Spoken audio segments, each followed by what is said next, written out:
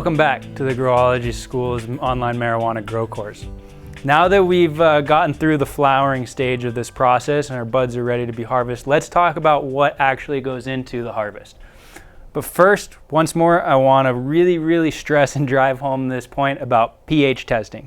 You know, make sure you pH test the whole way down this journey of growing marijuana, because if you're going to harvest something and the pH is out of balance at the very end, your buds just aren't going to be quite right. So you want to try and make sure that before you cut everything down, everything is perfectly balanced. So now that we're going to jump into the harvest, I want to talk about having a location ready for hanging your harvest. That means that when we take the flowers, the buds off of a plant, once this one is fully developed, I need to have a place where I can store those buds, because I can't just leave them on the ground. I want to hang them up upside down.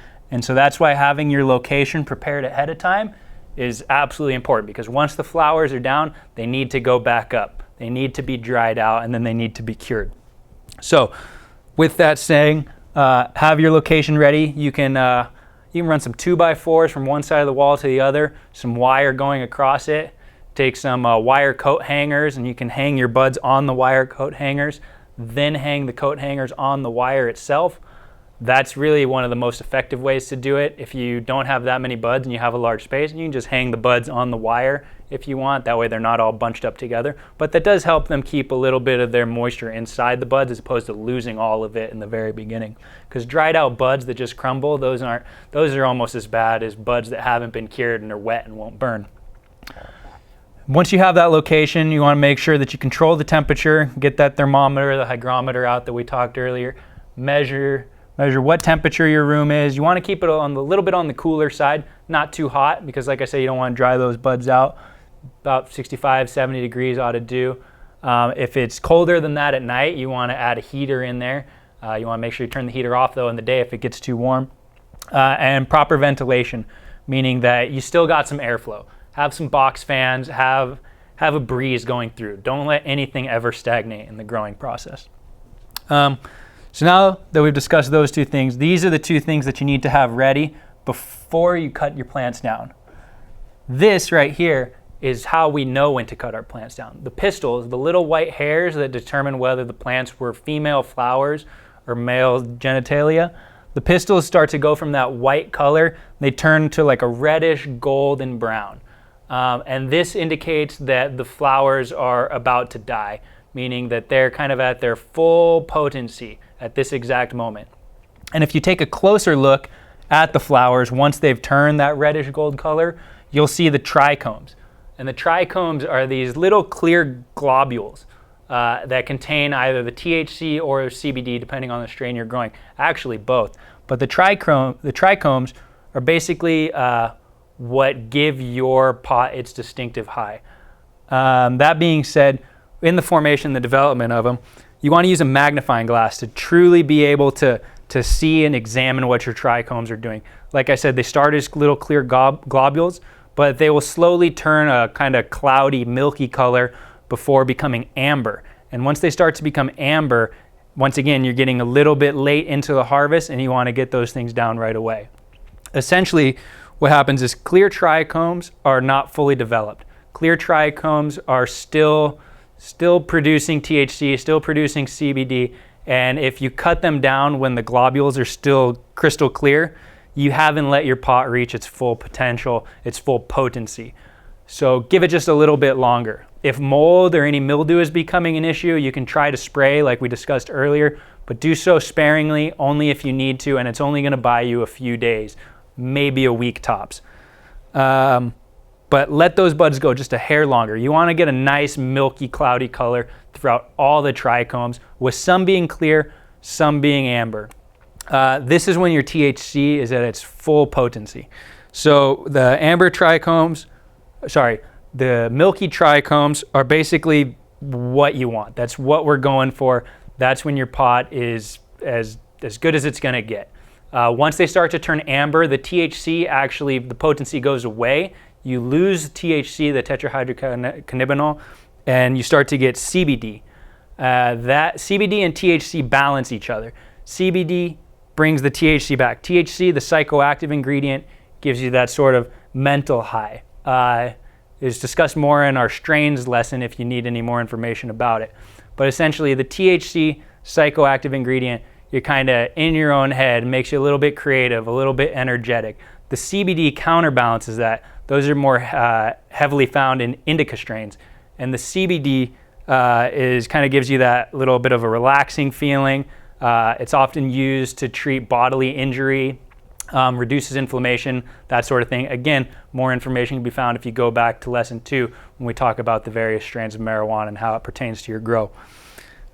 So once more, when the pistils turn the reddish gold color, that means it's time to start looking at trichomes. And when your trichomes go from clear to cloudy, that's when your buds are fully developed. When they're starting to go amber, you want to get it down pretty quickly because they're overdeveloping. Like an overripe fruit, it's just not quite the same. So cloudy, full THC potency, amber, a bit more CBD than THC. And you want to tailor make it to what suits you best. If you want more THC, you want to get them right at that optimal moment. If you want a little more CBD, you don't want too much of the psychoactive ingredient in the pot, you can let it go a little longer, let the trichomes get a bit more amber. The only thing you don't want to do is pull them too early if you can avoid doing so, because you will lose a bit of potency in your pot. So the earlier you harvest, clear the trichomes, later you harvest more amber. Somewhere in that middle ground lays the perfect bud, and that's what you're hoping to achieve. When it comes to the actual harvest, once you've decided that it's time to cut your plants down and your room is ready, you want to harvest with care. It is a weed, like we've mentioned before. You don't have to be so ginger that you take too much time. In fact, I was lectured once about that it is in fact a weed, and that I was taking too much time because I was carefully examining each one and going, ooh, and ah, and like that looks good, putting it down, just all the way down. Speaking of which, these contractor bags are great. You lay these on the ground. When you're harvesting your buds, you just put them back down, put them on some plastic. You don't want to put them on the dirt. That goes hand in hand with, taking care of them.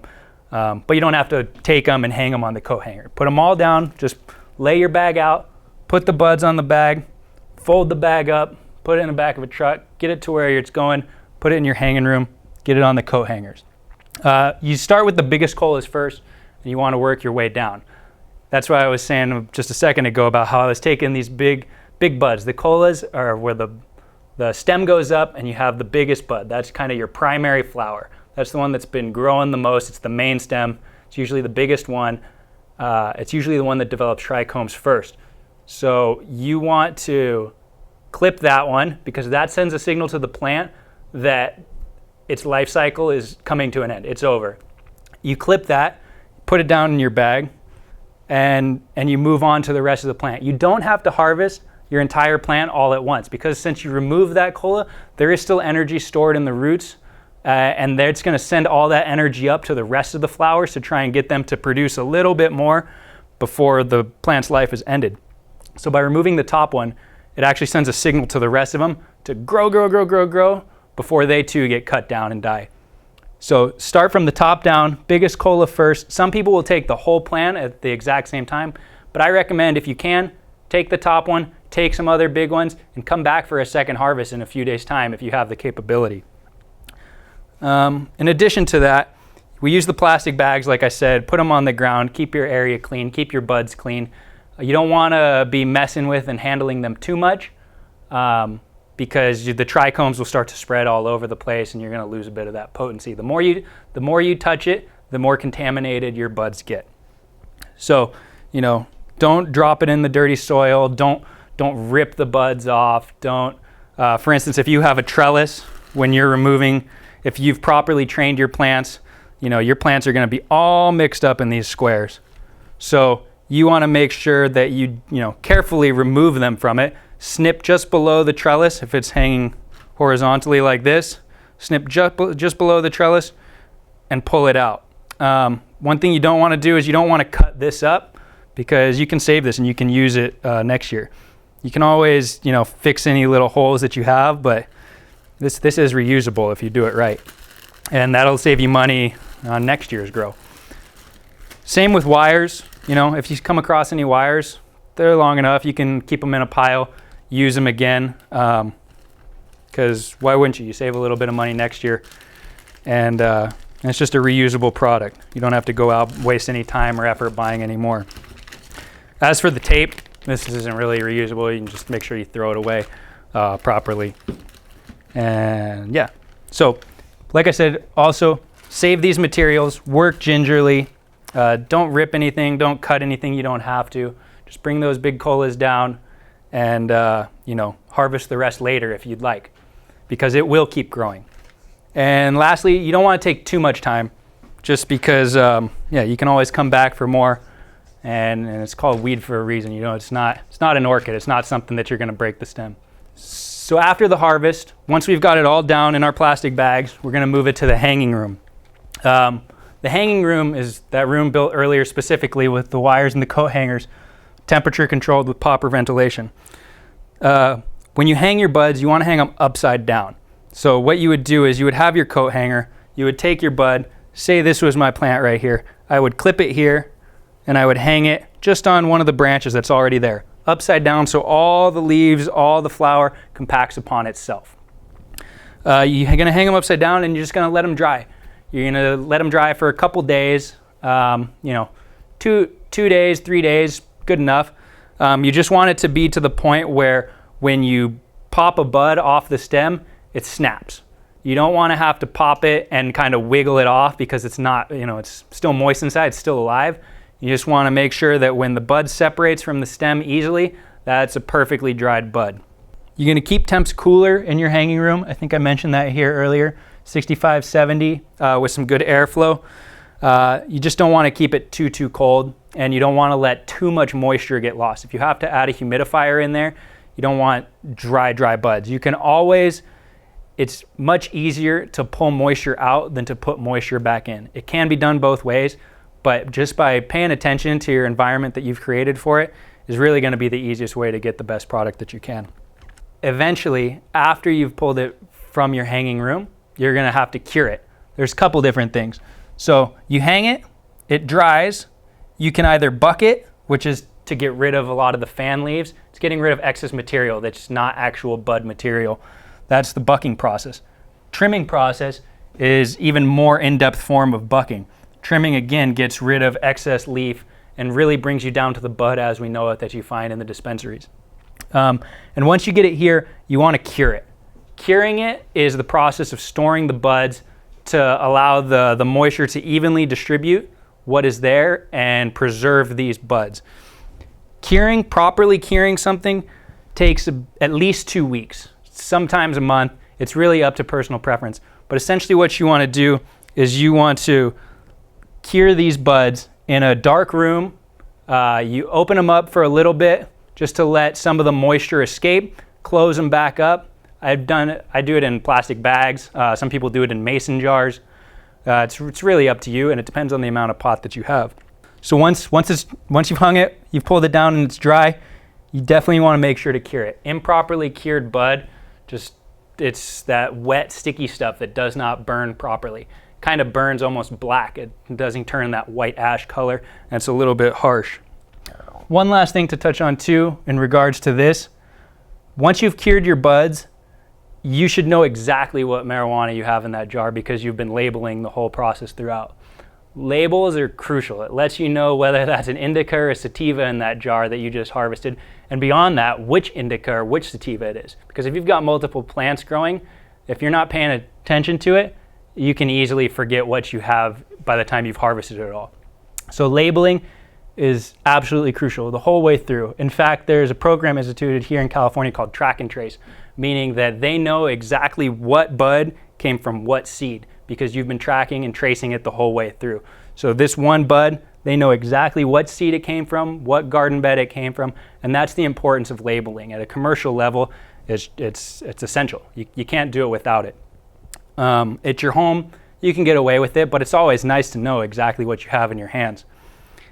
And in addition to that, when it comes to the harvest, take your time, enjoy it. You've earned it. This is that final home stretch where you get to actually appreciate all the work you've put into before it, from setting up your grow box, planning out your nutrient feed schedules, vegging your plants, caring for them while they're flowering. This is that time where you should really kind of savor that moment. But at the same time, move quickly. Otherwise, like myself, you could find yourself in a hanging room at 2 in the morning after working for 16 hours because you were appreciating it just a little too much. With all that said and done, I'd like to say thank you for tuning in with us, the Growology School's online marijuana grow class. My name is Milano. I hope you learned a thing or two here that you can apply to your next grow. I want to say we hope to see you soon. Thanks for tuning in.